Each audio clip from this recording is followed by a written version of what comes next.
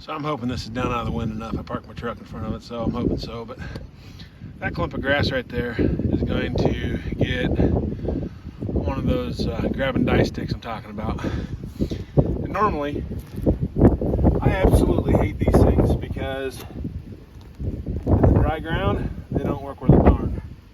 But when it's wet like this, I got a perfect picture of my Bridger number 3. And I can make this a completely undisturbed set when I get done. Just a outline of the trap. I don't even remember who makes them now. But they make them per unit, you know, per type. And then dry dirt, hard ground, they're worthless. Right now when it's wet, worth their money. Okay, zoom this in a little bit. That trap fits right down there. That's a number 3. It may not be completely solid yet. It moves a little bit, see?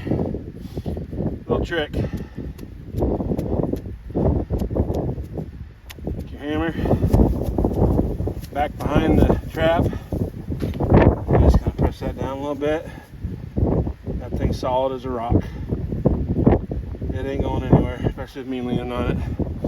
Now what I'll do, I know a lot of guys will just use screening grass over that. That's the way old Mark does it, Zagger.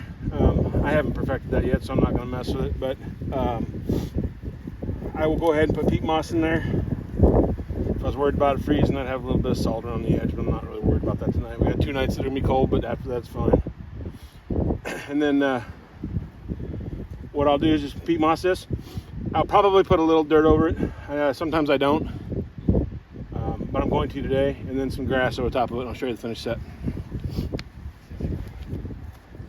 So now, as you can see, you can't even see that trap. What I'm going to do, I've made these dowel rod